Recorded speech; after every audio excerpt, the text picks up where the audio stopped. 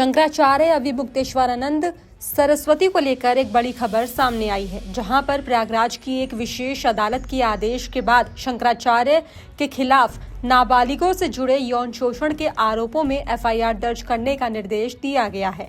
मामला गंभीर है और अभी कानूनी प्रक्रिया चल रही है। कोर्ट के आदेश का मतलब ये नहीं है कि दोष साबित हो चुका है, जांच के बाद ही सच्चाई तय होगी। दरअसल ये मामला प्रयागराज की पॉक्सो स्पेशल कोर्ट में सामने आया। याचिकाकर्ता आशुतोष ब्रह्मचारी ने आरोप लगाया कि अविमुक्तेश्वरानंद से जुड़े आश्रम में नाबालिग बच्चों के साथ गलत हरकतें हुई। उन्होंने कोर्ट में कहा कि कुछ पीड़ित बच्चे उनके पास पहुंचे थे और उन्होंने अपनी आपबीती बताई। अदालत ने बच्चों के बयान सुने और पुलिस से रिपोर्ट भी मंगाई। सुनवाई के बाद कोर्ट ने एफआईआर दर्ज कर जांच शुरू करने का आदेश दिया। तो वहीं कोर्ट में सुनवाई के दौरान पीड़ित बताए जा रहे बच्चों के बयान बंद कमरे में दर्ज किए गए।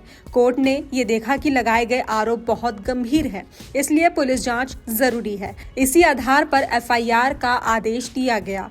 कानून के तहत ऐसे मामलों में निष्पक्ष जांच होती है और सभी सबूतों की जांच की जाती है। जांच पूरी होने के बाद ही तय होगा कि आरोप सही है या नहीं। तो वहीं याचिकाकर्ता ने मीडिया से बात करते हुए कहा कि उनके पास कुछ सबूत है और वे चाहते हैं कि बच्चों को न्याय मिले। उन्होंने ये भी कहा कि ऐसे मामलों में सख्त कार्रवाई होनी चाहिए ताकि आगे किसी बच्चे के साथ गलत न हो। दूसरी ओर अविमुक्तेश्वरानंद की ओर से इस आरोपों को गलत और साजिश बताया गया है। उनका कहना है कि मामला दर्ज होने के बाद सच्चाई सामने आएगी और वह जांच में सहयोग करेंगे। ऐसे में इस पूरे घटनाक्रम के बाद धार्मिक और सामाजिक हलकों में चर्चा तेज हो गई है। कुछ लोग आरोपों को गंभीर मानते हुए कड़ी कार्रवाई की मांग कर रहे हैं, तो कुछ लोग जांच पूरी होने से पहले किसी नतीजे पर पहुंचने के खिलाफ हैं।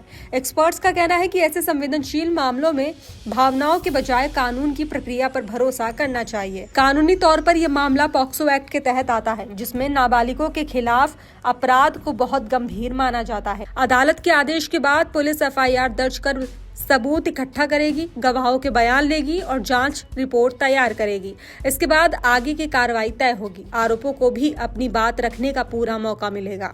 अभी के लिए सबसे अहम बात यह है कि पीड़ित बताए जा रहे बच्चों की सुरक्षा और काउंसलिंग सुनिश्चित की जाए और जांच निष्पक्ष तरीके से आगे बढ़े। अदालत का आदेश जांच शुरू करने के लिए है, न कि अंतिम फैसला सुनाने के लिए। आने वाले दिनों में पुलिस जांच और अदालत की अगली सुनवाई से इस मामले की सच्चाई सामने आएगी।